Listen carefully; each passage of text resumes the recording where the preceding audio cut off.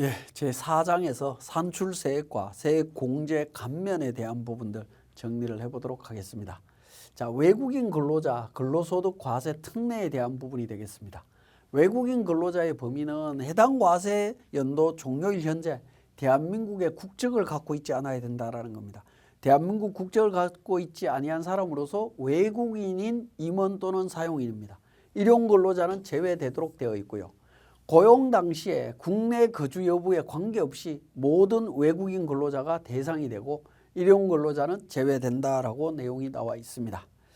자, 외국인 근로자가 26년 12월 31일 이전에 국내에서 근무함으로써 지급받은 급여에 대해서는 단일 세율을 신청하는 경우, 단일 세율이 19%입니다. 신청하는 경우에는 국외에서 근로 제공일로부터 국내에서 근로 제공일로부터 20년 이내에 끝나는 과세 기간까지 받은 근로소득에 대해서 19%를 적용한 금액을 세액으로 납부하고 종합소득 계산 시에 단일 세율 적용한 근로소득은 합산하지 않는 걸로 되어 있습니다. 그래서 19%로 가거나 아니면 우리 일반 근로자들처럼 연말정산을 하거나 둘 중에 하나를 선택할 수 있다라고 보시면 될 것 같습니다. 자, 이 경우에 소득세법, 조세특례제한법에 따른 소득세와 관련 비과세, 공제 감면, 세액공제에 관한 규정은 적용하지 않습니다. 그래서 총 금액에 그냥 19% 세금 내고 그냥 끝난다라고 보시면 돼요. 그게 비과세 금액까지 전부 다 포함한 금액 기준으로 그렇게 계산이 이루어집니다. 자, 그래서 근로제공기업과 친족관계 등 특수관계 기업 판단 시점이 어떻게 되느냐라는 건데 과세특례를 배제하는 부분인데요. 24년 2월 29일 이전에는 해당 과세 연도 종료일 기준으로 판단을 했습니다. 근데 이후에는 근로제공 기간 동안 계속 판단을 합니다. 매년 판단해서 제외되느냐를 따져주셔야 된다라는 겁니다. 자, 외국인 근로자의 근로소득 과세특례 적용기한 개정과 관련되는 부칙인데 원래는 5년 이내에 끝나는 과세기간이었는데 이게 20년 이내에 끝나는 과세기간으로 바뀌었다라는 거고요. 법이 시행이 23년 1월 1일부터 시행이 됐는데 시행 당시에 국내에서 최초로 근로를 제공한 날부터 20년이 지나지 아니한 외국인 근로자에 대해서도 적용을 하도록 했습니다. 그러니까 20년이 안 됐다면 적용이 가능하다라는 거죠. 그래서 22년 12월 31일 이전 과세 특례 적용 기한 5년이 경과했지만 23년 1월 1일 이후 과세 특례 적용 기한 20년이 지나지 않은 경우에는 23년 1월 1일 이후부터 추가 기간 동안 과세 특례 적용이 가능하다라고 보시면 되겠습니다. 자, 그래서 이제 국내에서 최초로 근로를 제공한 날에 대한 계산 사례가 있습니다. 21년 5월 2일 날 입사해서 국내에서 계속 근무하고 있다. 라고 하면 이때는 14년도부터 따지도록 되어 있습니다. 14년도부터. 자, 11년도에 입사했다가 12년도에 출국했다. 13년도에 다시 입국했다. 그래도 14년도부터입니다. 마찬가지로 14년도 10월 2일 날 입국 후에 국내에 근무하고 있다. 그러면 14년도 10월 2일부터 적용 20년을 따져주시면 됩니다. 14년 5월 2일 날 입사했고 이후에 국내에서 근무하고 있다. 5월 2일부터. 14년 5월 2일 날 입사했다가 16년도 출국했다가 다시 17년도에 입국했다. 14년도부터라는 거죠. 그죠? 최초로. 이때부터 20년을 따진다라고 보시면 됩니다. 자, 그 다음에 20년이 끝나는 과세기간 계산은 어떻게 되느냐. 최초로 근로를 제공한 날이 16년도라고 하면 16년에 20년이면 2036년이죠. 2036년이 속하는 과세기간이 되겠습니다. 20년이 되는 날이 속하는 과세기간. 2035년 12월 31일입니다. 그죠?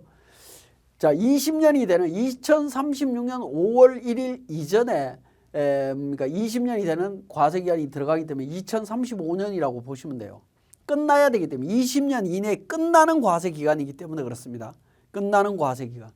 자, 23년 6월 5일이면 그러니까 43년 6월 4일이 속하는 과세기간이고 6월 4일 날 끝나는 과세기간은 42년이 되겠죠. 자, 이 부분도 마지막에 걸릴 때는 좀 조심을 하셔야 되는 부분이기도 합니다. 자, 복리후생적 급여에 외국인 근로자의 근로소득 과세 특례 적용 여부에 대한 부분인데, 복리후생적 급여는 원칙적으로 근로소득으로 안 본다라고 했던 조문입니다. 내용인데 이 부분을 이제 근로소득으로 보면서 복리후생적 급여로 비과세하겠다라고 바꿔줬습니다. 법을 개정을 했는데, 이렇게 되면 이제 외국인 근로자에 대한 과세 특례를 적용하는 순간 비과세 부분이 갑자기 과세소득으로 바뀌어버리는 문제가 생겨요. 그래서 부측에서 2023년 12월 31일까지 사택을 제공받음으로써 얻은 이익에 대해서는 근로소득에서 제외한다라고 해서 과세 유예를 했습니다. 그러다가 24년도부터는 아예 제외했습니다. 단일세율 적용할 때 사택 제공 이익에 대해서는 기간에 제한 없이 근로소득에서 제외하는 걸로 했다라는 거 기억을 해 주시고, 외국인 근로자의 근로소득 과세 특례에 대한 선택은 어떻게 되느냐라는 건데, 근로소득 과세 특례 방식하고 내국인 근로자의 연말정산 방법 중에 하나 선택하시면 돼요. 근데 대략적으로 연봉이 한 1억 5천 이하이면 연말정산 방식이 유리한 걸로 보여집니다. 그리고 1억 5천 넘어가면 단일세율 방식을 적용하는 게 유리한 것 같아요. 그러니까 정확하게 구분은 안 되지만 대략 1억 5천 정도에서 구분이 된다라고 보시면 될 것 같습니다. 그리고 외국인 근로자의 과세 특례 적용 방법에 대해서 경정정구로 바꿀 수 있느냐? 연말정산 방식으로 했는데 내가 단일세율 적용하는 게 유리하더라. 또는 단일세율 적용 방식을 했는데 연말정산이 유리하더라. 이걸 바꿔서 경정정구할 수 있느냐라는 건데 할 수 있다라고 되어 있습니다. 자, 세액 감면에 대한 부분입니다. 자, 외국인 기술자에 대한 소득세 감면 규정을 보시면 외국인 기술자가 국내에서 최초로 근로를 제공한 날 2026년 12월 31일 이전인 경우가 되겠습니다. 이 날로부터 10년이 되는 날이 속하는 달까지 감면율을 적용을 해줍니다. 자, 그 다음에 소부장이라고 해서 소재, 부품, 장비 관련되는 외국인 기술자 2022년 12월 31일 이전에 최초로 근로를 제공하고 5년의 기간까지 감면율을 적용을 해주겠다라는 겁니다. 외국인 기술자는 50% 감면을 해주고 있고요. 소부장 관련되는 외국인 기술자는 3년 되는 날까지는 70%, 나머지 2년은 50%를 적용해주고 있습니다. 자, 여기에도 마찬가지로 특수관계 기업에 근무하는 사람은 안 되도록 돼 있다라는 거죠. 그 특수관계 기업의 판단 시점이 과세 연도 종료일 현재 기준으로 판단하던 것이 근로 제공 기간 동안으로 바뀌었다라는 겁니다. 1년 365일 동안 계속 특수관계 기업이 아니어야 됩니다. 자, 외국인 기술자에 대한 소득세 감면 기간 개정에 대한 부분, 원래 5년이 되는 날이 속하는 달까지, 그 다음에 10년이 되는 날이 속하는 달까지, 이게 기간이 연장이 됐죠. 그죠?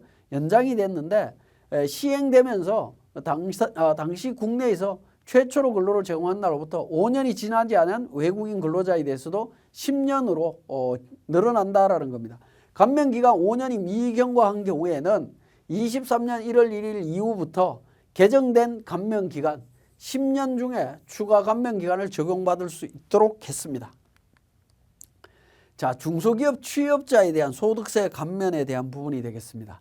감면 대상 근로자는 근로계약 체계를 현재 연령이 15세 이상, 34세 이하, 60세 이상인 사람, 장애인, 경력 단절 여성인 경우에 감면을 받을 수가 있습니다.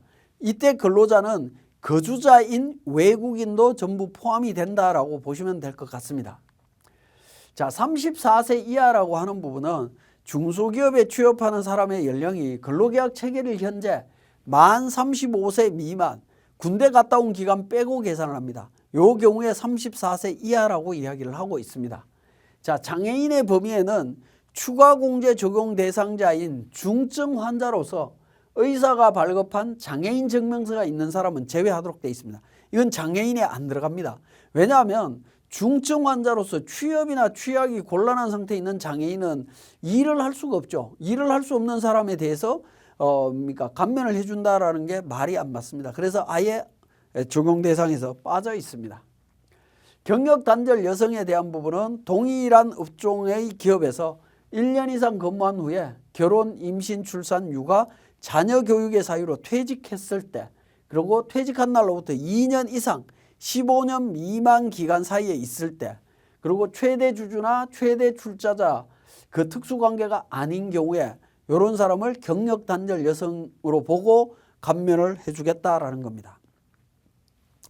결혼, 임신, 출산, 육아, 자녀 교육의 사유에 대한 사유가 있습니다. 퇴사 사유가 있는데 이거는 읽어보시면 될 것 같고요.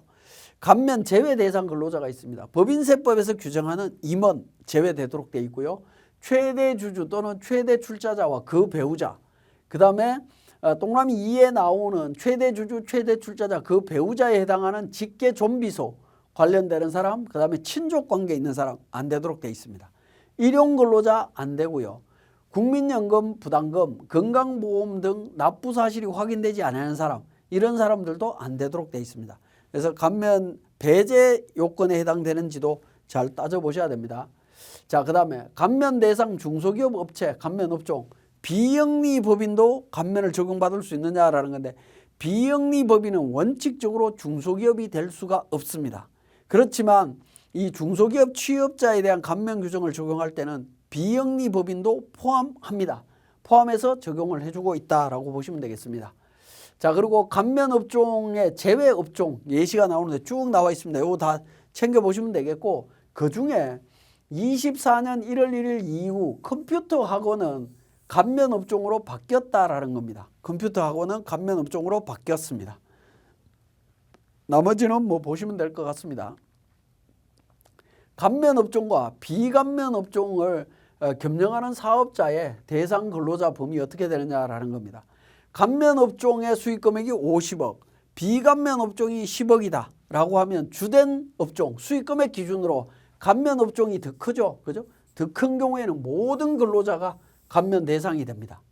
그런데 감면 대상이 20억이고 비감면이 30억이에요. 오히려 이쪽이 더 크다, 비감면이 더 크다라고 하면 모든 근로자에 대해서는 감면을 배제하도록 되어 있습니다. 그러니까 업종을 겸용하는 경우에는 주된 업종이 감면 업종이면 전부 다 감면이 되는 거고, 비감면이면 전부 다 안 된다라고 보시면 될 것 같습니다.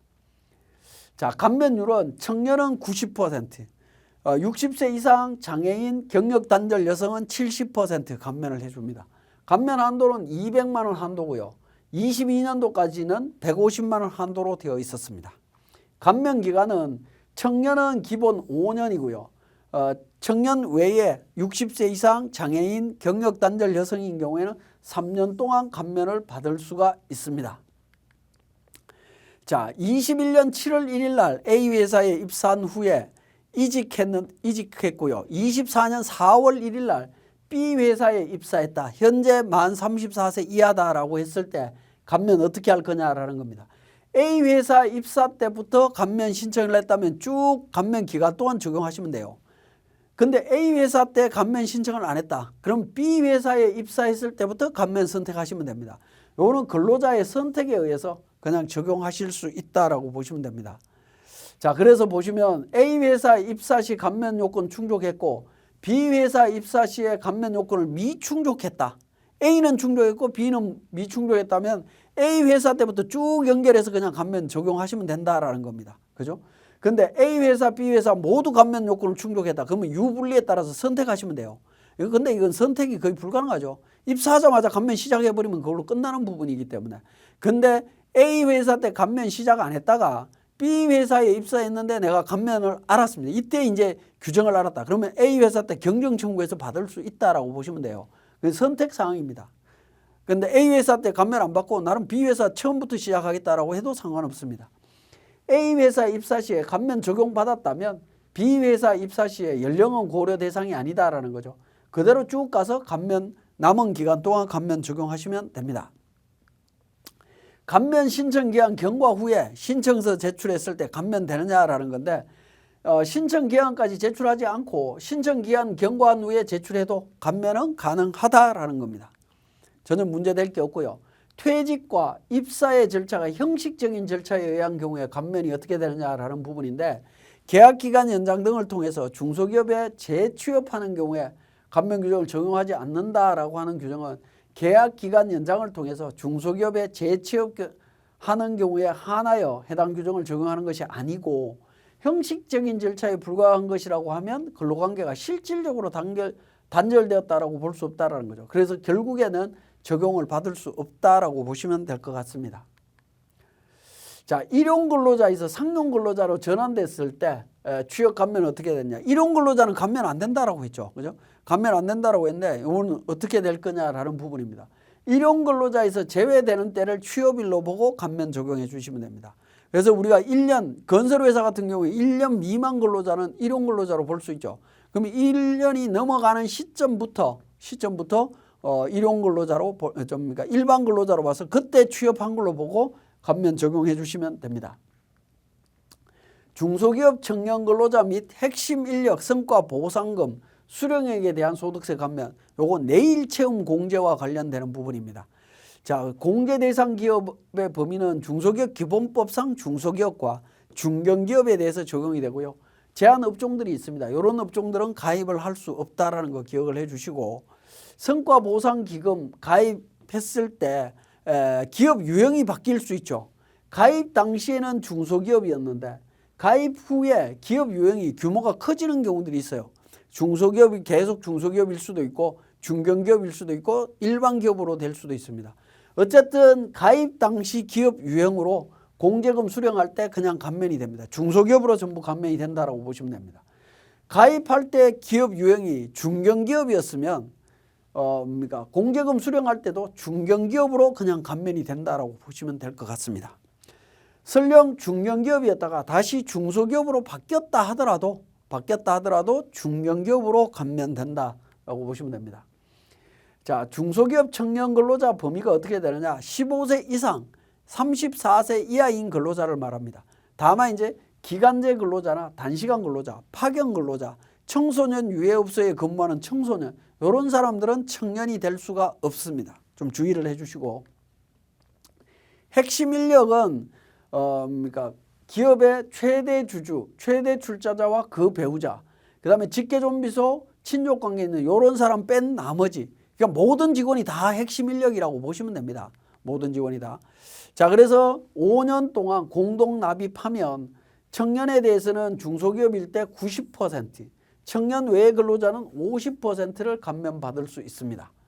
그리고 중견기업일 때는 50%, 30%를 감면받을 수 있도록 되어 있다는 거죠. 감면율 확인해 주시면 되겠고요. 자, 2016년도 1월 1일 이전에 가입한 사람도 감면 가능하냐라는 건데 감면 가능하도록 되어 있습니다. 그리고 근로자 만기 시에 공제금 소득세 감면과 관련해서 25년 이후에 가입자도 감면이 되느냐라는 건데 지금 현행법은 24년 12월 31일까지 가입자로 되어 있어요. 근데 세법 개정안에는 이게 연장되도록 되어 있습니다. 연장되기 때문에 개정된 내용을 확인하시고 보시면 될 것 같습니다. 만기 공제금 지급에 따른 4대 보험에 영향이 있느냐라는 겁니다. 소득세법상의 핵심 인력이 수령한 공제금 중에 기업 기여금은 근로소득으로 과세하고 있습니다.